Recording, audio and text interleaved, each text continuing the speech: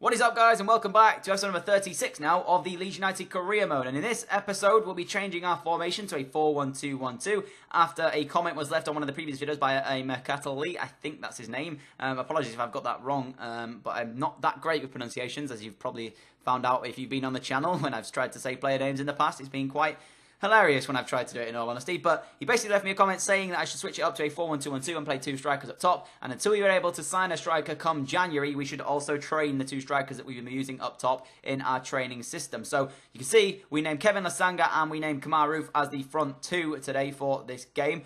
Those two will be playing, well, as our main two, alongside Chris Wood as well, obviously, the other striker we have at the club. Looking back on it, selling Antonsen now was probably a bad idea, seeing as that we have gone to a 2 up the top formation. But I suppose we could always put Joe Green in there if we need to. In the future. We had our first game up here against Arsenal, though. We travelled to the Emirates to take on the North London side that were in very good form going into this one. They're, I think, in the top 4 at the moment. So you'll see the league table coming up in just a second. I think at the moment we're sat in 13th, which is actually alright in terms of a side. And I was saying in the last few episodes that I'm actually not happy with where they are. They're actually sat 6th at Arsenal. So in terms of form, they're actually not doing as good as I thought they were. But I actually thought they were a little bit higher. But Man City and Chelsea are also only in 5th and 6th. And 7th. So those three guys making up 5th, 6th, 7th is very, very weird to see. I wonder who's in the top 4 in this. I actually don't know myself now. You can see Joe Green as well wearing the number 14 shirt today, as we did give him the number 14 shirt. Like I was saying though, I was saying in the last few episodes that I wasn't happy with how we're getting on here. I probably have been setting my bar and my sort of intentions a bit too high in this career mode. If you take a look at the side that we actually do have, we actually only have Joel Green, who is above the rating of 80. He's the only 80 and above rating player in this side, and for my ambitions of what I was looking at doing, I've probably set them a little bit too high in terms of the side that we actually have here at Leeds. So looking back on it, it's probably not been the worst start possible to a Premier League season. I've got to take that into consideration when I look at this side and think to myself about the fact that we're doing quite well in terms of what I was expecting, or rather what the side should be giving us, and what I was expecting was probably, like I said, a little bit too high in terms of my ambitions. But 43 minutes into this one, as we already had a chance to Kevin Lasanga, we got ourselves another one here. Pablo Hernandez feeding through Lasanga, surely going to make it 1-0, one-on-one with David Ospina on the day, but he sent his weak-footed right strike wide of the post, and I was so frustrated at this point because Lasanga now has had a couple of opportunities in this career mode so far when he's been starting games for us, and he simply cannot hit the target. And 55 minutes into it, things could have got worse for us, as Danny Welbeck, lovely feet on the edge of the area, beats one man, beats a second man, tries to feed the ball through, rather. It gets blocked, falls to Mohamed Elani in the box, who has the strike, but it's a good save by Lafont. And 74 minutes in, us to create a second chance for ourselves. Theo Walcott involved in this one as it falls to the Spanish right back. I can't quite remember his name. Comes to Joe Campbell, who has the effort at goal. We don't clear the ball first time as it comes back to Joe Campbell, who's going to feed it into the Spanish right back.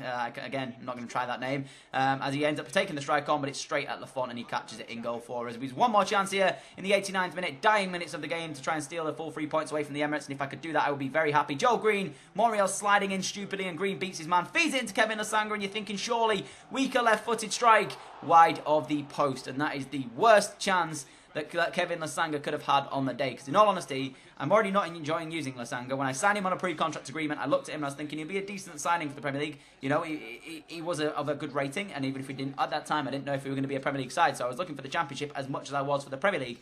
Now we're in the Premier League. He hasn't done what I was hoping he would do. He has so many chances, or he's had a number of chances actually now, to be able to get himself on the score sheet. I don't think he's hit a goal yet for us in this career mode, which is very disappointing to see. I don't think he's hit a goal, but then again, there's a number of players who haven't hit a goal in this Premier League season so far, so it's probably not just him, but at the same time, the chances that he is having to not hit the target or not even score from one of these is very disappointing, and we only get a point away from the Emirates. I say only, it was a very good point, it was a hard-fought point as well, as you saw. Arsenal could have easily won that game, but with the fact that Lasanga had a chance to take the full 3 points in the 90th minute with that final basically chance of the game, I was a bit disappointed that he didn't manage it, as Joel Green growing to an 82 rated right winger now. Lafont is actually close to 80 rated as well, so we could have a second 80 rated player in the side alongside Green in the form of Lafont. And that's what I was thinking when I brought Lafont in. I brought him in and I was sort of thinking in the back of my mind, if we bring him in now at 8.5 million, or I think that's what we paid for him, or maybe a bit less actually that we paid for him. I think it was actually 6 million we paid for him.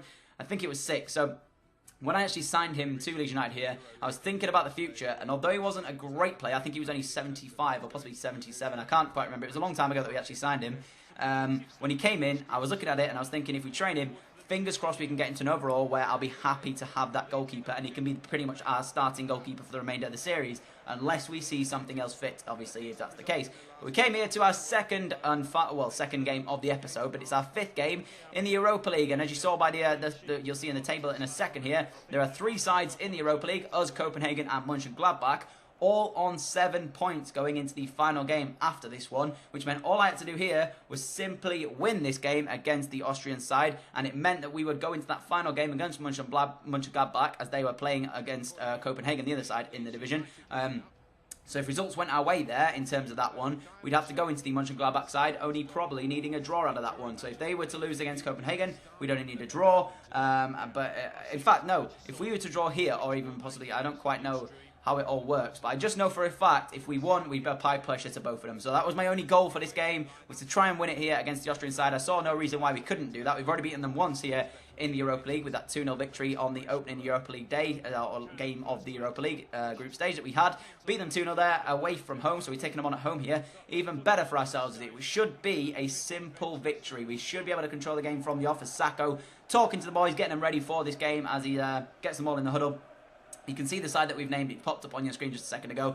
Like I said, there's no reason why we should lose this game, or even we should draw the game, in honesty. We should be able to beat an Austrian side of this quality. No disrespect to them, but we're in a Premier League side. We are a Premier League side with high quality in terms of players compared to this Austrian side. We are, on paper, the better side, but we always know football is not played on paper, it's played on the pitch. And at the end of the day, anything can happen. And it was the Austrian side who had the first chance in this one. It fell the way of, I'm not even going to try and say a player because I actually have no idea who any of these players are for the Austrian side. Got into the area, very, very nicely worked chance. I have to say, though, it could have been 1-0 there to the Austrian side. As 21 minutes in, we got our first chance. Mano crossing the ball into a dangerous area, and Lasanga rises highest to meet it. But again, headers his effort off target and wide of the post. He seems to like firing his shots out wide of the post, which is getting very frustrating. As again here, 45 minutes into the game, Lasanga does exactly the same thing. Same wide, and he's just not really doing what I was hoping he'd do, as it fell right into the 87th minute before the next chance came in this one. Kamaru, lovely work down the right side, beats a man, and it should be simple for us. Triple tap cross face of goal, Lasanga can't quite reach it,